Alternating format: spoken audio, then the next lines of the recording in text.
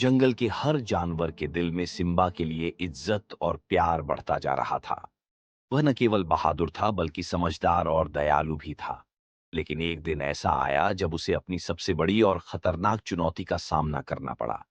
जंगल में हलचल मची हुई थी। एक नन्हा बंदर दौड़ता हुआ आया और घबराहट में चिल्लाया, मदद! मदद! हमारा पवित्र झरना गायब हो रहा है। ये झरना जंगल के बीचों बीच एक पहाड़ से निकलता था और सभी जानवरों के जीवन का स्रोत था। अगर यह सूख गया तो पूरा जंगल प्यास से मर सकता था।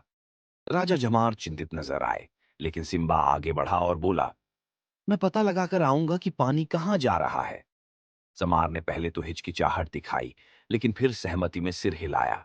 सिम्बा, जीबो, हिरण और टोटो, खरगोश, झरने की ओर रवाना हुए।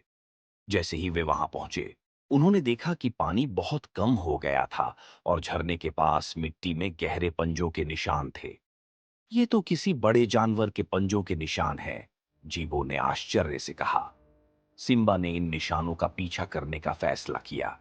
तीनों एक अनजान रास्ते पर चल पड़े, जो जंगल के अंधेरे और रहस्यमय हिस्से की ओर जाता था। चलते चलते वे एक भयानक गुफा तक पहुंच गए, जहां से पानी की हल्की आवाज आ रही थी। सिम्बा ने हिम्मत जुटाई और अंदर दाखिल हुआ।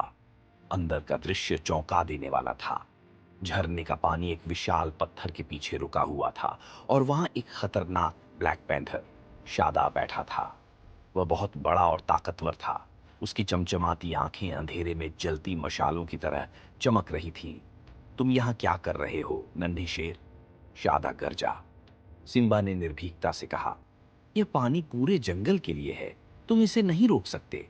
शादा हंसा, ये जंगल अब मेरा होगा और अगर जानवरों को पानी चाहिए तो उन्हें मेरे अधीन रहना होगा। सिम्बा ने एक पल के लिए सोचा और फिर बोला, अगर तुम इतने ही ताकतवर हो तो मुझे हरा कर दिखाओ।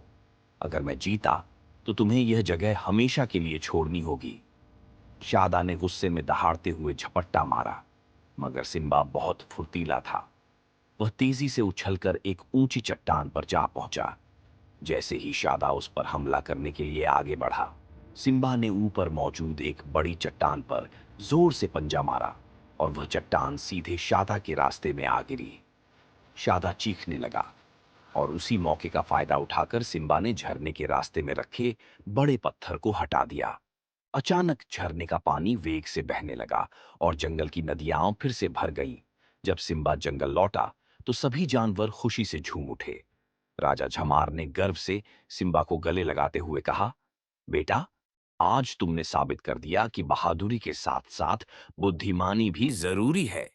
सिम्बा मुस्कुराया, क्योंकि उसे समझ आ गया था कि जंगल की रक्षा सिर्फ ताकत से नहीं बल्कि चतुराई से भी की जाती है।